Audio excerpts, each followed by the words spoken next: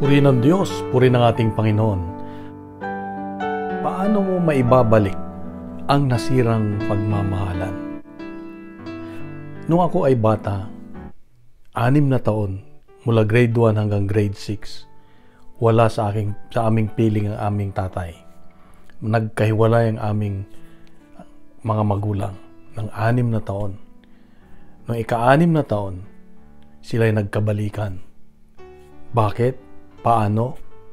Nagdesisyon, unang-una, yung tatay ko na bumalik sa aming pamilya, nagdesisyon na ipaglaban ang pagmamahalan nilang mag-asawa. Kaya itong nanay ko naman, nagdesisyon din na sila ay magsama. So, sa bahay namin, sa dingding ng sa harapan ng aming hapagkainan, may nakalagay doon, love is a decision. Love is a decision.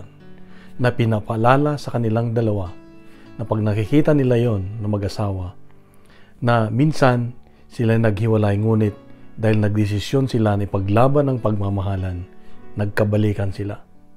So, dito sa Ebanghelyo ngayon ay pinapaalala ng Diyos na kung gusto nating mahalin ang Diyos, mahalin ang ibang tao, it is a decision.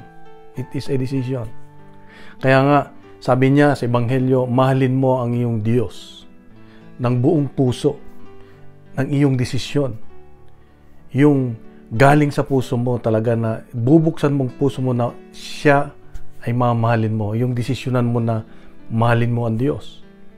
Dahil sa totoo lang napakahirap na sabihing mahal ko ang Diyos, pero hindi mo ginagawa yung kanyang pinapagawa. So, ibig sabihin, pag dinesisyonan mo na mahal mo ang Diyos, ay kailangang mahalin mo ang Diyos. Mahalin mo sabi niya sa Ebanghelyo, mahalin mo ng buong puso, ng buong isip. Ibig sabihin, ng buong katalinuhan. Mahalin mo ang Diyos sa lahat ng iyong mga iniisip, dapat nakaangkla sa Diyos. Tinatanong natin ang Diyos. At buong kaluluwa. Ibig sabihin, yung ating spiritual na buhay ay dapat nakaangkla dun sa Diyos, nakaayon sa gusto ng Diyos. Laging nakakonekta sa Espiritu ng Diyos. Lagi kang nanalangin, laging sinasama mo ang Diyos sa iyong mga ginagawa at sa iyong mga plano sa buhay, sa iyong spiritual na buhay. At buong lakas, sabi niya. So lahat ng paggalaw natin, lahat ng ating mga gagawin, ginagawa, sinasabi, ay dapat nakatuon sa Diyos. Ibig sabihin, bukas ang ating buong buhay para sa Diyos, para yung kanyang pagmamahal ay dumaloy sa atin. At pag dumaloy ang pagmamahal ng Diyos sa atin, makakaya nating mahalin ang ibang tao. Makakaya nating mahalin kahit mahirap mahalin ang isang tao. Makakaya mong tanggapin ang asawa mo na mahirap mahalin. Ang yung mga anak mo na makukulit, yung mga anak mo na hindi sumusunod, makakaya mo silang mahalin. Kaya nga, mga kapatid, ito yung natutunan ko sa buhay. Na sa buhay pala, kung gusto mo na ikaw ay pagharian ng Diyos, kung gusto mo maramdaman palagi ang presensya ng Diyos sa buhay mo, buksan mo ang iyong puso, buksan mo ang iyong kaisipan, ang buong kaluluwa, ang buong lakas para sa Diyos. Para sa Diyos.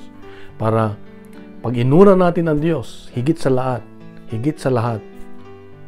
pag minahal natin ang Diyos higit sa lahat, higit sa ating ginagawa, higit sa ating trabaho, higit sa ating asawa, higit sa ating mga magulang, ibig sabihin mas ang Diyos ang mamahalin natin, siguradong kaya nating mahalin ang ibang tao. Mas madali nating matanggap at mahalin ang ibang tao dahil dadaloy sa atin ang pagmamahal ng Diyos na siyang magiging gamit natin, tulong natin para makaya nating mahalin ang ibang tao. Ito pala ang sekreto sa buhay, na kung nahihirapan kang mahalin ang isang tao, mahirapan kang maintindihan o tanggapin ang isang tao, una mong mahalin ang Diyos. Buksan mo ang iyong buong katauhan sa Diyos at siya ipapasok at tutulungan kang mahalin ang ibang tao. Kaya hindi pwede yung sasabihin natin na hiwalay na lang. wala nang pag-asa, may pag-asa. Hanggat may Diyos, may pag-asa. Kapatid, ito ang paalala ng Diyos sa akin ngayon na sa ating buhay, mahalin natin higit sa lahat ang Diyos at mahalin natin ang ibang tao gaya ng pagmamahal natin sa ating sarili. Kung nagustuhan po natin ang ating reflection ngayon ay punuin natin ng good news ang social media at gawin nating viral ang salita ng Diyos. Ikalat natin salita ng Diyos. God bless. God is good.